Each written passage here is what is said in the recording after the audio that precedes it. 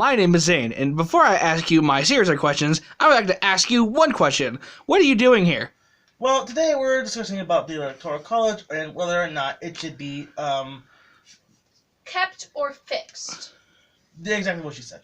Okay, good. Now, my first question, can you explain to us the origins of the Electoral College? Well, you see, sir, the Founding Fathers decided if they want to elect a president, they should have a type of voting system.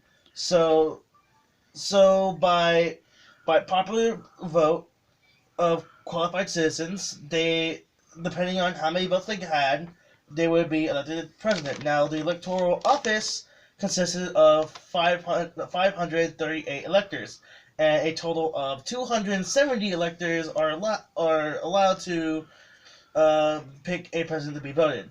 However, because of this, the system is highly outdated and doesn't work for the citizens voting today. Very interesting. Now, my second question, what do you think are the benefits of the Electoral College? The Electoral College benefits those who vote in its system, that being the politicians who vote for the presidential candidates.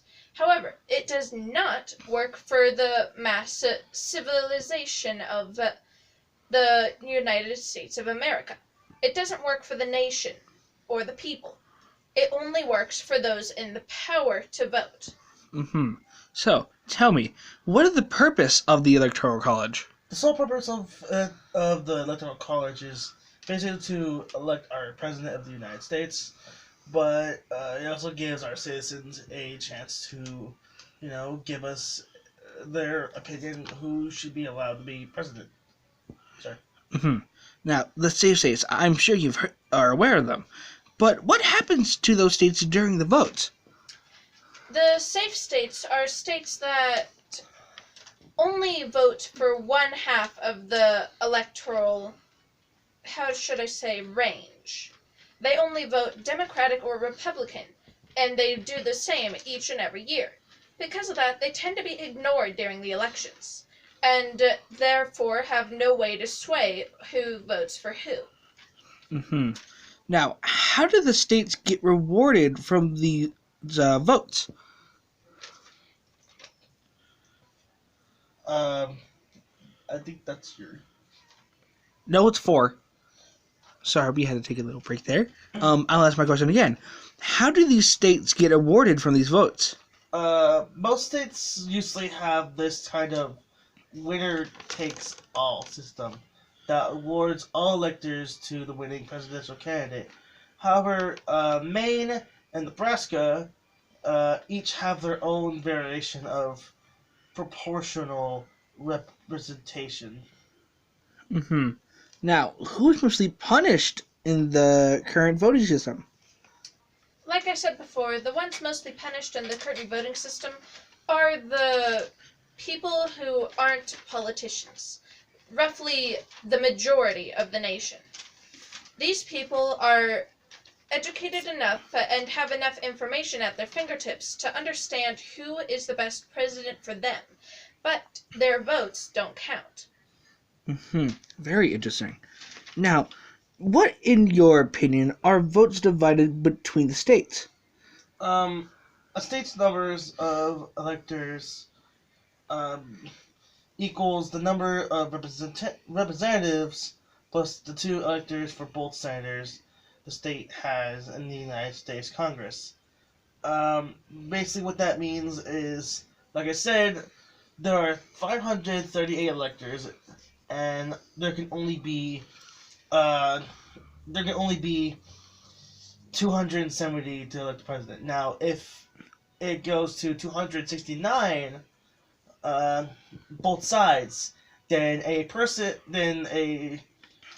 in the Congress has to choose whether or not the president should be elected for that or get the vote. Very informative. Sorry, a little break again. Do you think there would be a better way to fix the Electoral College voting? Of course there is a better way. Delete the entire Electoral College. Whoa. It's not needed anymore. All we need is to have the civilians do their research and make the most popular vote. That can determine who the president should be every term. Hmm. Now, in your opinion, why is the Electoral College fair? Um, because it gives everybody a chance to vote, and depending on how many votes a president gets, the president wins and gets elected. And because each senator in each state gets their own opinion, and they can win whether or not how many votes they get, which is a max of 270. Now, in your personal opinion, do you think the Electoral College is unfair? Of course it is unfair. The Electoral College only listens to the politicians. It only listens to those in the Congress and the Senate, whereas the civilians are left to be ignored as their vote of popularity. The popular vote doesn't actually amount to anything. It just shows what the citizens want, not what they get. Very interesting. Now, for my last question, do you think the Electoral College is the best way to elect a president in our democracy? Yes. No. Bullshit. And that has been my interview. Wait. Okay, I will let you explain. Well, I believe this is kind of the best way since it's been the system for as long as we know it. So it's basically just our way of electing our president. We can't just change something that was made way back when. Please don't kill me. And your opinion? May I remind the defendant that, and do not get sensitive over this, but slavery was made way back when. There was a war over it. It needed to change. The Electoral College was also made way back when.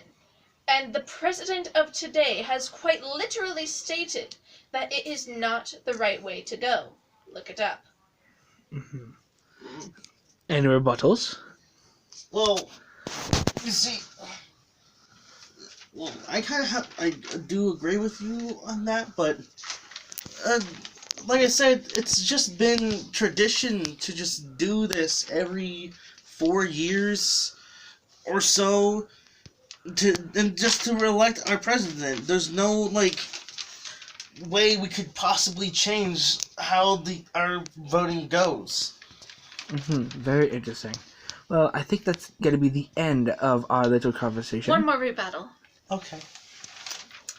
I am not saying we need to change the fact that we vote for a president every 4 years. I am just saying that tradition is not always accurate to what the country needs. That is all. Okay then. This has been an interview with Zane Avery Campos, Gabriel Iokepa Campos, and Shin McClyman. I would like to thank you all for watching, and please have a nice day. Fuck boys.